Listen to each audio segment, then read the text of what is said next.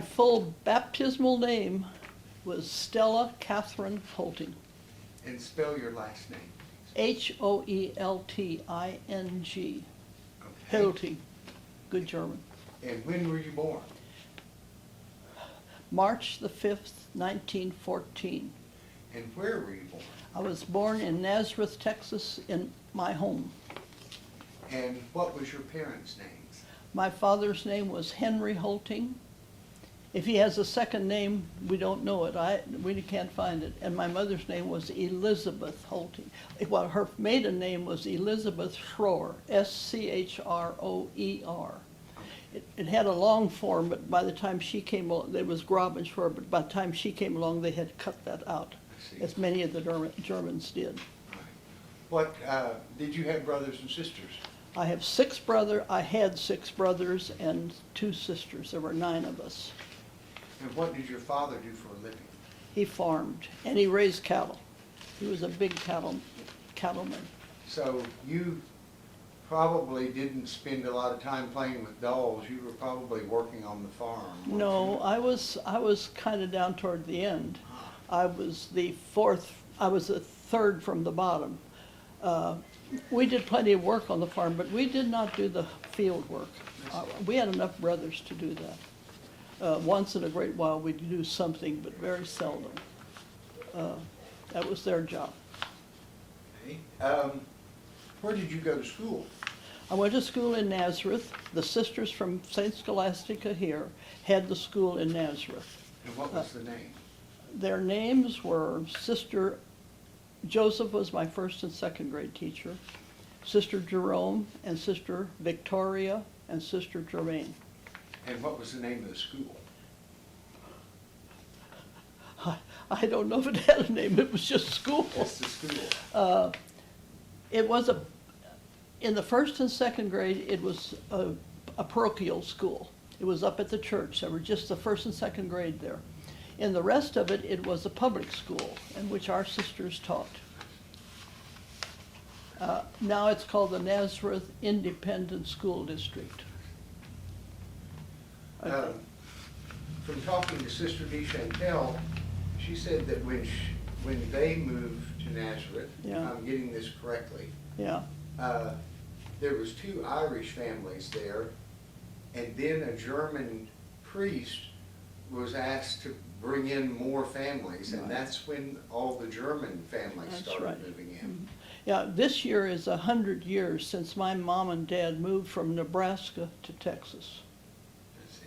And that was pretty much of a German group. I guess most of that land was bought through the public domain somehow or other. I don't know what they paid, sometimes $2.50 an acre and sometimes $5 an acre. I know that my dad, according to our records, went to Texas a few times with some other guys from Nebraska who were interested. Their big families lived there, and really there was no place for them all to farm and do their work. So they moved out and they bought land there. So- Eventually, my dad owned a lot.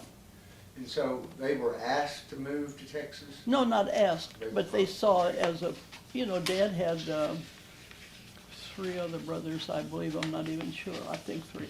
And they couldn't all farm there, so they had to look out somewhere else. And probably through German newspapers and that, they got word that they were seeking German people to join the parish, and that's probably one of the reasons they went. And lots of land. Lots of land, lots and lots of land. Do you remember World War I, or were you too little? Yes, I have some memories of World War I. Not the fighting. I mean, the concept of war, I'm not sure what it meant to me. But I remember that at least 2 men who were in the army from Nazareth. And I remember when they came home and they were in the uniforms. That's about what I remember about the World War I. I'm sure I heard the folks talking about it, but it didn't register somehow or other just exactly what war meant. Right.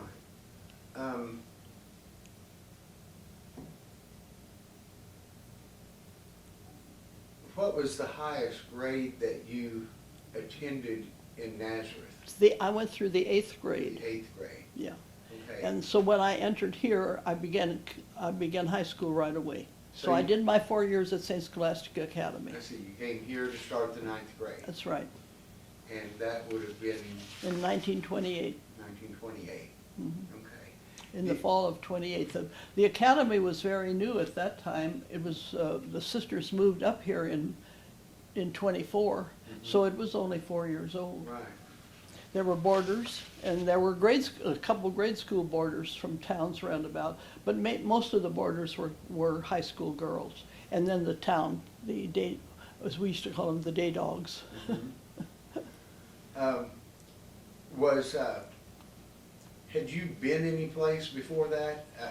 Was this like the grandest place you'd ever seen? Oh, well, yeah, sure. Unless I was taken as a little baby and I don't remember, I never got back to Nebraska until many, many years later when my grandma was almost 100 years old, I guess. No, we didn't travel besides going to Amarillo, which was the biggest place near us at that time. Lubbock wasn't quite growing yet. We were around about halfway between Lubbock and Amarillo. And we did go there sometimes, especially to the Amarillo, to the fair, to the county fair and stuff like that, but never had been in a place like this. And not with this many trees. Right. That was like you were enclosed. Not many trees in Nazareth. Well, right now, around all the places, around the homes, there are a lot of trees because they plant them and they irrigate them. But the dust days really devastated a lot of the beautiful, there were some beautiful orchards out there. And there still are now because people have planted and they water. Right. I assume your family, you didn't have electricity and plumbing and that sort of We thing? had no electricity. When I was the youngest I can remember, we had coal oil, or what we call kerosene lamps. We called it coal oil lamps. Then we got some kind of a system in our house called a carbide system. I don't remember, but it fixed gas, and you had little burners up there, and that was wonderful after just having the lamps. And really, we did not have electricity yet when I entered. Well, by the time I went home the first time, yeah, then they had electricity in the house and out on the farm. I see. But you couldn't go home for 3 years, so that was probably... Well, we went home. See, there were 3 of us too young in our group to enter. Right, and, you were a student, so... Yeah, I'm we were sorry. more like students. So after the first year, we went home for a 2-week visit. I see. And then I went home. I didn't go home until 3 years later. My mom was here when I received my uniform, my habit, we called it. Of course, I was home in, let me think now. I was home in 30, I have to think, gosh. I was home in 32. And my mother died the next year, and of course I went home when she died suddenly, and I went home then. But, and then we went home, every 3 years, and that was a gala day when we all went home. It was our families were so excited. I bet. How did you get to St. Scholastica in 1928? In 1928, we came with the sisters after they finished school in May. We came back, 2 of us came back with them, and we were here, and just in the summertime getting acclimated, and then we started school in the fall. We came on I think there was a Fort Smith, Denver, there was some kind of railroad. We came as far as Oklahoma City in one, and then we changed to something else. Now later on, when we went home for visits, we often went on the Rock Island that went through Boonville, and oh, it was a wonderful train. It was so beautiful and so, it's just so comfortable. And a lot of times, there were a lot of girls from Nazareth who entered here. Sometimes there'd be as many as 10 of us going home at one time. And then our folks met us in Amarillo. When my mother died and father died, I went home on the train as soon as I got the word. I got home before Dad died, but Mom died real suddenly. Well, what was it like coming here in 1928? Being away from home, that had to be Well, rough for a while. Oh, sure, it was hard. You know, it's hard for me to think back just how, there was a lot of new things. There was a lot of things to do. We all helped work, as we were used to doing at home. I mean, we didn't sit around. We helped. When I remember the first time I learned to milk, and then I rued the day ever since. But, you know, we helped take care of the chickens. We gathered eggs.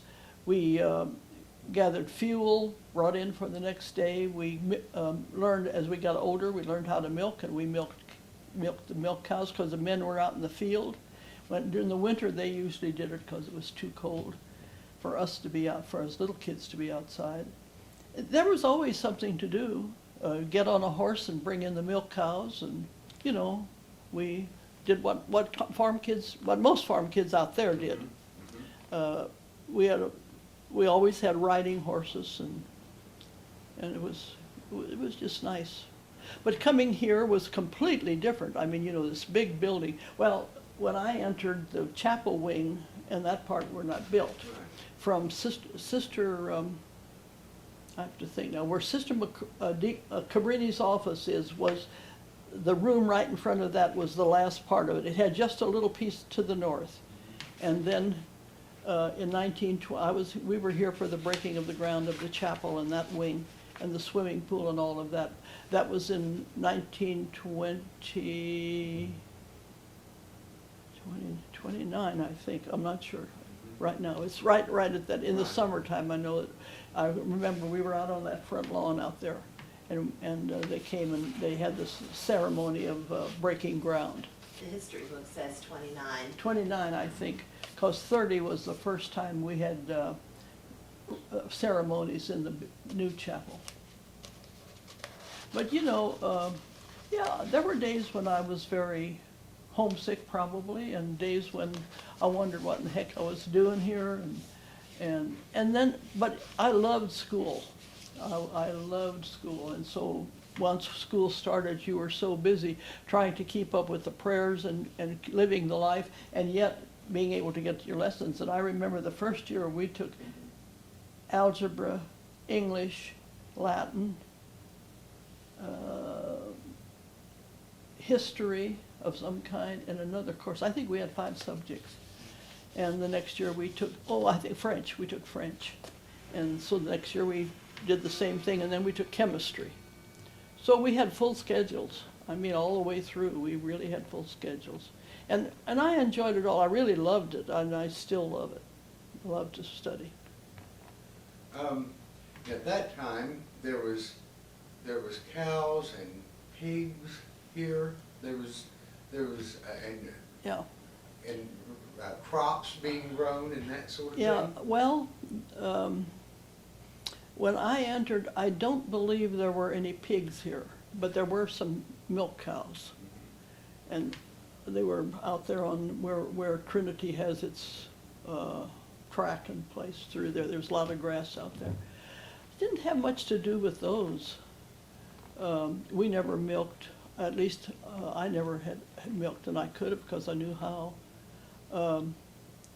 We had gardens.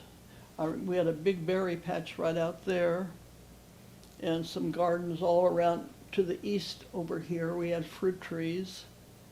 I think financially, the convent was not a rich place. I mean, we struggled. We had hard times, some very, very hard times.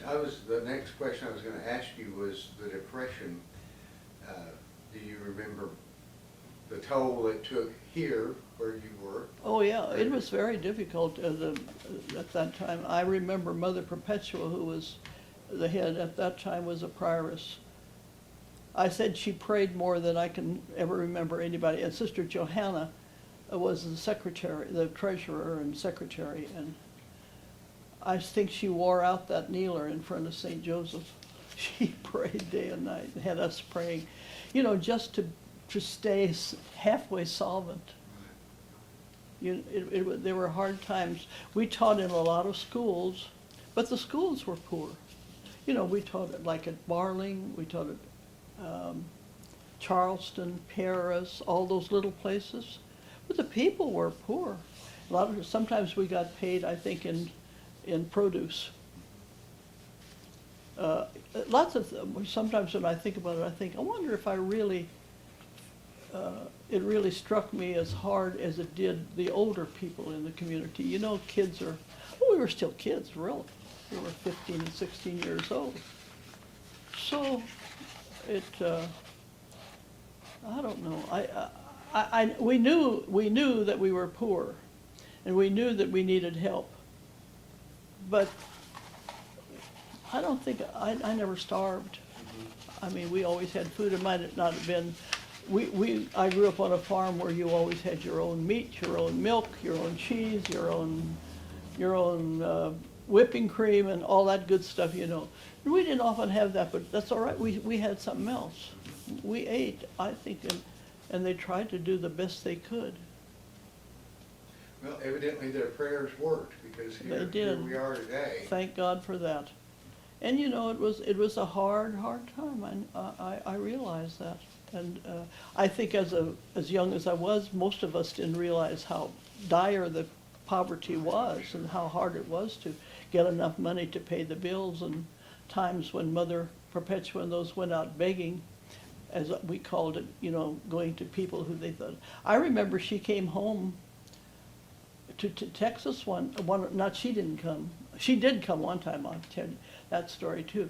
But somebody came home, two sisters came out to Nazareth you know, and I remember they're coming and talking to Dad, and I know Dad gave them something, I don't know what, he didn't have that much either. Although he owned a lot of land. Eventually he owned probably 5.5 sections of land or something, because he raised cattle. He raised many cattle. He used to ship to Kansas City when I was a kid. He'd take them into a little town called Tulia, just 20 miles east of us, and they would drive, he'd pick out the ones they were going to sell, and they'd get on their horses, and they would take them, you know, slowly to Tulia and load them up on the train, take them to Kansas City to the stock market. My dad was a trader, if there ever was one. I was going to ask you, how badly did the Depression affect your family home in Texas? Well, not that badly. The worst thing was that those were some really bad years weather-wise out there, The Dust because Bowl that was the days. Dust Bowl days.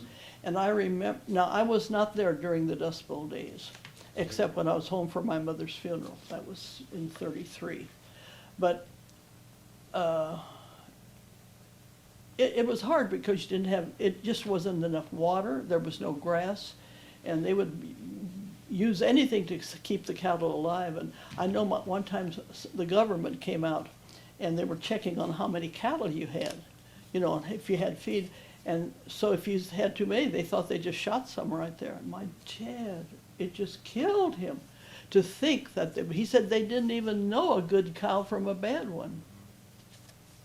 But that really did hurt him to see that go to, you know, and it was going to waste, really. They just shot them and left them there. They left them there. If you want to skin them, you could get a little bit for the hide, and you know, those were, I know that I didn't experience it like they did in Texas, in my home.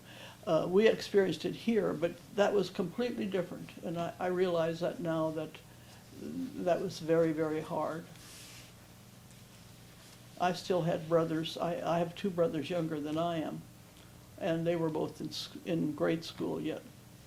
And then Mama died, and the 2 sisters, I had 2 older sisters, and they were there at home. But eventually it came down to Dad living with the boys, and that was pretty rough. My dad didn't know beans about cooking. Well, what year, when did you decide you wanted to become a sister? Well, I guess in the 8th grade is when I decided. Just what that all entailed and everything, I did not know. You do it, I think you do it in faith. You think, well, this is a call. I remember Sister Germaine talking to me one time and saying, have you ever thought about becoming a sister? Well, I knew Sister Jane Francis and Sister DePaul and all those who were older than I am, who were already sisters. And Jane Francis was the first cousin of mine, so I had some sense of what they were doing in that. But, that's a decision that you have to make all your life. Right. And I think it's maybe, I don't know that, I'm not married, I haven't been married, but that's also a choice you've made, and you've got to keep making it if your marriage is going to work. Well, I think that's true of a vocation to a religious community. Somehow, the grace of God is there to help you when there are hard times, and when times there might be the temptation to say, well, I'm not going to put up with this anymore, I'm going to leave, but you don't do it. And something it is that, and I call it God's grace, that keeps you on the track and keeps you working. And I've had a very, very good life. And that doesn't mean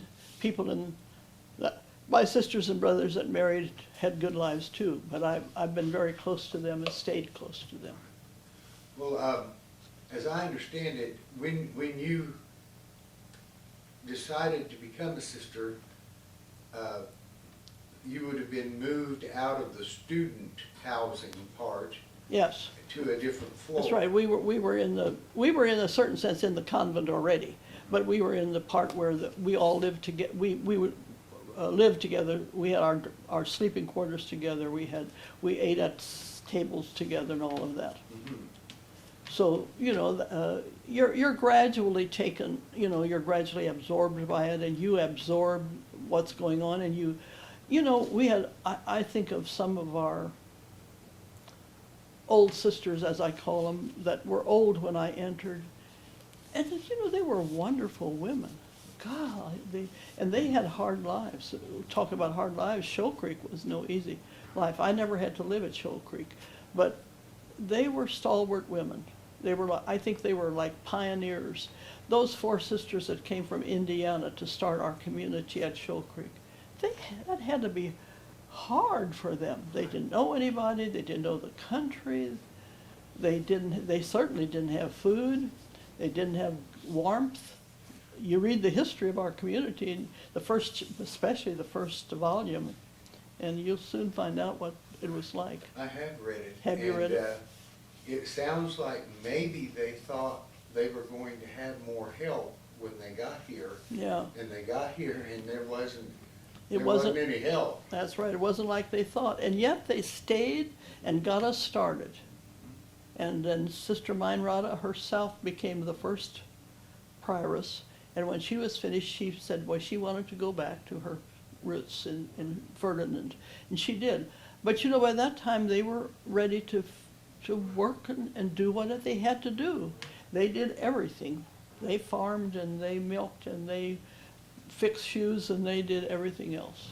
I always had the greatest admiration for those women because they stuck with it through thick and thin. Basically landed in a wilderness and told to. That's right. To do it. And there was, they had to clear the ground. Kids brought water. Everybody brought a little water to school every day so that they had water. I don't know, that looks like it's almost beyond what you should have to go through, but you do it. When I think of the pioneers, they had the same thing. I don't know if you're acquainted with Willa Cather's books. She was a Nebraskan, and she talks about pioneers. Oh, pioneers! I forget she has them. I read those books, and that's exactly where my mom and dad lived. That's where they grew up, and I think of what they went through. And what are we talking about? Well, I didn't ask you that. Your parents were German. Were they born here, or did they come from Germany? No, they were all born here. They were all born here. Mama's, oh Lord, I might not even know this right. Dad's mother and father were both born in Germany, I think, and I think so it was Mama's too. Her name, they go by the name Schroer, but her real name was Graben Schroer. I think it has something to do with working the land. in its meaning. But they came over, and they first settled in Fort Madison, Iowa, on the Mississippi. And Grandpa ran some kind of a instrument, tool shop or something there. He wasn't really made for a farmer.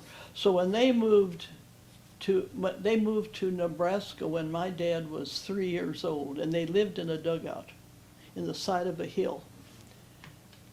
And you know, why they ever stayed there, don't ask me. It was terrible. But they lived there, and then I don't know how soon. I think they lived in that dugout a couple years. And in the winter, Nebraska's cold and wet, and they came through it. And I think Grandpa, my mother's dad and mom also came through Fort Madison or somewhere through there in Iowa and moved to Nebraska. They still had, that was during the Pony Express days, yet they used to see the Indian carrying mail across the prairie. Mom used to tell us all those stories about when she was a kid. Did you and Sister Cordelia come What? up? Did you and Sister Cordelia come up to St. Scholastica Not at the same time, time? no, but about the same. She came about 2 years after I did. Yeah. Sister Corinne told us that in Nazareth, that when her parents first moved there, they were in a dugout also. Oh, is that right? I don't ever remember my mom and dad telling me that. Because they hadn't delivered the lumber. Yeah. Oh, There weren't miles. any trees and the lumber hadn't arrived. Yeah, well, that's what happened, you know, like in building. I think the biggest lumber yard was in a town about 30 miles or 40, Hereford, Texas. And that's where they had to get all the lumber. And so by the time they brought that in, and then of course when Dad would go, he would bring like coal, because we burned coal, and he'd bring feed for, I think when Mom and Dad came out there, they brought 3 milk cows on the same train. You know, they brought them into Tulia. And I've read those stories a lot. I don't know them all anymore. I have a nephew who's a bug on about all this stuff, and so he gets his dad to tell him. Of course, I have a brother, and he does remember a lot, but not as much as I remember of the old days. Now, does your family have some kind of written history about these times? Do they keep journals? I have an autobiography which I kept for my family. And then I have a nephew in Austin, Texas. He's in the head of the housing and food service at the University of Texas. He's a bug on this stuff, so he's writing his memories. But they moved to Kansas later, so lots of that is from Kansas. But he has, he's going to have a book that thick if he takes both sides, his mom's and ours. But we're kind of a hanging, you know, you kind of hang on to, when your folks are gone, you try to hang on to the old, and we'll do something with that this summer when we get together, but I don't know what yet. They have to tell, they're going to do it. When my mother died, and she died very suddenly when she was 83. A few days after her death, my sister-in-law looked at the papers that were by the lounge chair recliner that she always had, and discovered that she had been in the midst of writing a family Oh, history that's wonderful. by hand. And really, she had gotten, well, the early years, the things that the rest of us didn't remember, she had gotten that all down. Oh, that's good.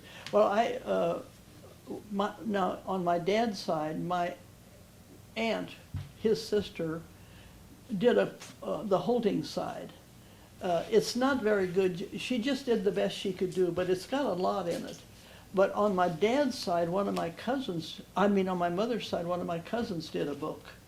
And I gave mine to my nephew because I don't want it to get lost when I die. I gave it to him, and he was interested in it. And that's really, really, if you keep it up.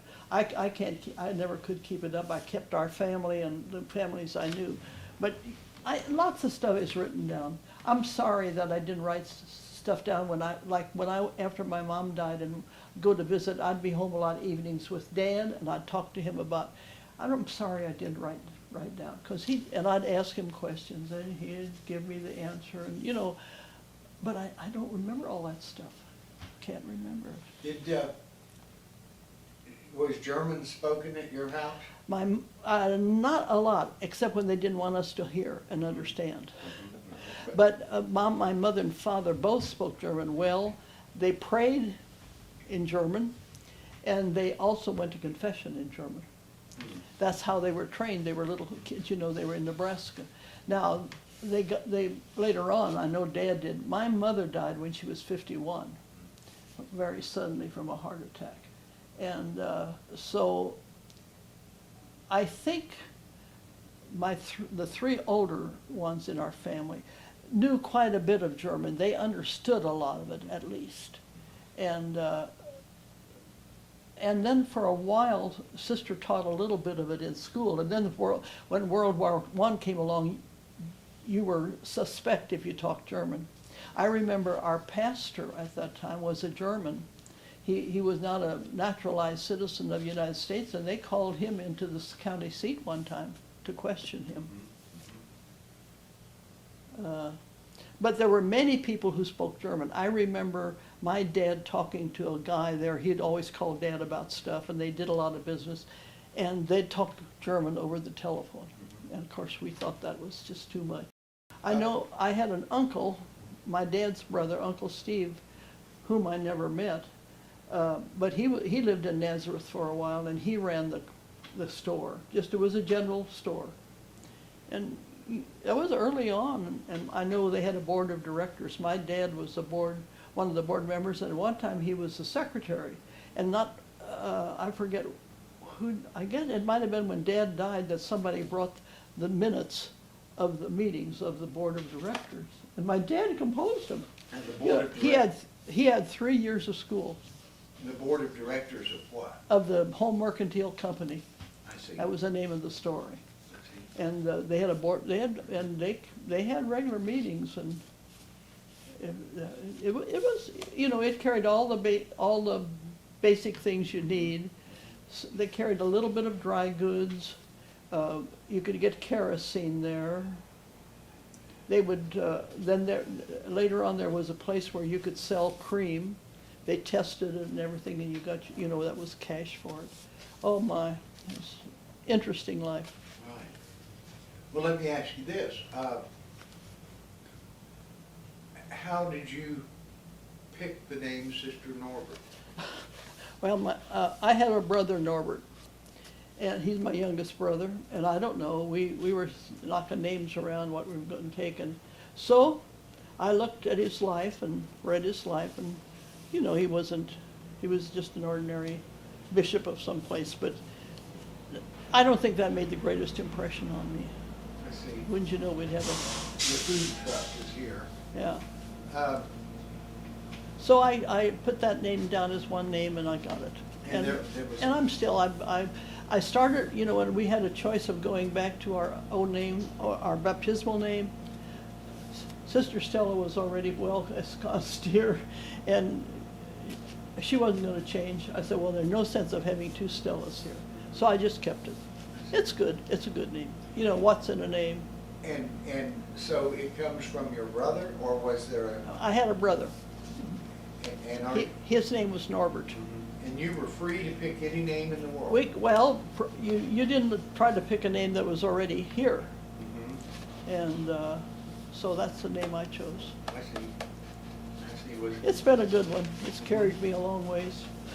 How long? As a young sister, did all the sisters that were Benedictines, did they have Mary before their name? Yes, Like, were you well, Sister everybody Mary did. Sister Norbert? Mary Norbert.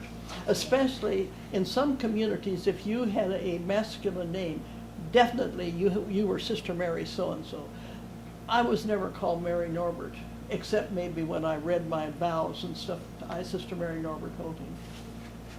Yeah, we always had Mary. Everybody had Mary in That's front how it of was with the sisters when I was it. growing Yeah, up. yeah. the I think most Dominicans. communities, it's true. Well, you finished high school here, Yep. and then what did they train? And I know you were going to be something. Did Well, you become a teacher or Well, a nurse? I or- definitely, Well, one time I did think about becoming a nurse, but I'm really glad I didn't, because I love teaching. I think I was made for teaching. I could have been a nurse. I think I had the brains to do it, but I finally just said, well, I think, if you sign me there, that's fine. I think they had it. I think the ones who were we were in training under had some sense of what we were made for and what we could do. So I began. I sort of got my start under some of the mentors here that taught at the academy. I didn't know much about teaching then yet. I was just 18 years old, but with them guiding me and teaching me how to make lesson plans and what to do. We had a few grade school children here that went to school. The Gearharts who lived right across there, all of their kids went to school here. And lots of others. We never had big classes. We might have like 3 or 4 in this grade and 2 or 3. But sometimes you could put those classes together and teach them. So I taught here helped in the academy in the grade school, and got a lot of training. And then in the summer we always had summer school, and we got credits through what is now West Ark, but it wasn't called West Ark at Fort that. Smith Junior College. Fort Smith Junior. Yeah. So every summer we got, we took the education courses, and I don't know what all we took, but we totaled up quite a few hours. Did you start out teaching with a teacher certificate? No, well, you had equivalent of that, yes. Right. But a lot of times we were just more of a helper, and we taught, we'd take the kids for that, but we always, at least I did, I always had somebody over me. Sister Leona had the 4 upper grades, and she was a certified teacher, so she guided me and helped me along, and, and it was something I liked. I really liked it. So, and then as we got older, I taught here in the academy for about 4 years in the grade school, just, under someone else. Then I went to Little Rock, and you always had older people who would guide you and help you along. And you were teaching like maybe the 3rd and 4th grade or the 5th grade.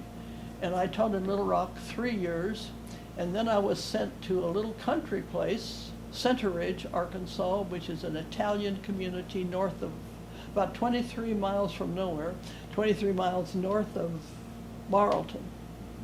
And I taught there 3 years. I should ask you, what year did you graduate from high school? It would have been 32. So the seniors 32 plaque. That would be my that class. Would be your class. That's right. Yeah, I went to school with all of them. They were all there.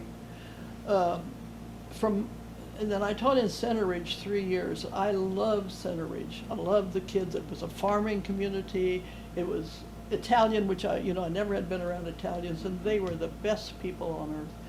I got great experience there, but then because it was a farming community, we had summer school. So school left out in about end of April, and then the kids had to plow, and they had to grow all this. Then around, oh gosh, I don't know, maybe around the beginning of July or so, or maybe late June, we would start summer school. We'd have 2 months of summer school. I swore that every kid lost everything they knew out in the field. You taught them hard, and then they'd come back and they hadn't been out. Well, anyhow, though, you did the best you could, and the kids turned out great. They really did.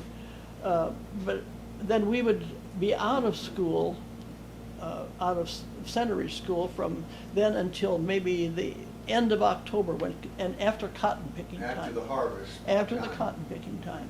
And then we'd go back to school. And the kids were so good. I mean, they were not city kids. They knew what it meant to pick up something and do something with it. I loved Center Ridge. I really enjoyed it. Did you ever teach Sister Elizabeth? I taught Sister Elizabeth. I taught her. And I taught Father Rossi, who just had his 50th anniversary. That's her cousin. Yeah, what? Her cousin. Yeah. So, it was, the people were wonderful. Yeah, good. Goodbye, The Trout. people were wonderful. They, you know, we never had to worry about having something to eat, because they brought us vegetables, they brought us sausage, and they canned sausage, and they had spaghetti, the best Well, on the earth. Depression would have still been going on during this time, What? right? The Depression was still going on at this That would, no, time. that was in, when I taught there, that was in 39 to 42, Okay, but it 39 was- to 40, it was it past. was It, just it wasn't, the barely. people weren't that poor, they worked hard, but times were not that bad then. So you were there when World War II broke out. I was there, okay, then I was there till 42, and in 42 I was sent to school. I was getting ready for fall school, thinking I was going to teach there, and here I got a letter from Mother Perpetua. She said, Mount Mercy College in Pittsburgh, Pennsylvania is offering us a full scholarship to college for one of the sisters. And the reason they did this was because we didn't have a college, and many of the sisters who had colleges offered scholarships to us, or to any community that didn't have its own college. So they offered that scholarship. And first she wasn't going to do anything about it. And I think Sister Jane Francis said to her, "You are not going to let that go, are you?" She said, "Well, whom do I have to send?" She said, well, they thought about it, so they decided they'd send me. Well, what a shock that was to me. Here I was ready for school, starting in the fall. And so I packed my clothes, I did everything over the weekend, and on Sunday evening I left from Marlton with my trunk and came up here. And the next day, Sister measured me for some new clothes, from a new habit and some new stuff. And oh my gosh, I worked like crazy. And that night at 6 o'clock, I think I got on the Kansas City Southern and took off for Pittsburgh. Well, can you imagine? You know, it just all went so fast. And the Mercy Sisters, who were, you know, the Mercy Sisters here have St. Edward's. Well, these Mercy Sisters were the first ones in this country. They were the oldest Mercy house, and the college was Mount Mercy at that time. It's called Carlow College now. That was Carlow, Ireland. That's where they were founded. Anyhow, I got on that train and I traveled from Monday evening until the next night. And I got there and I thought,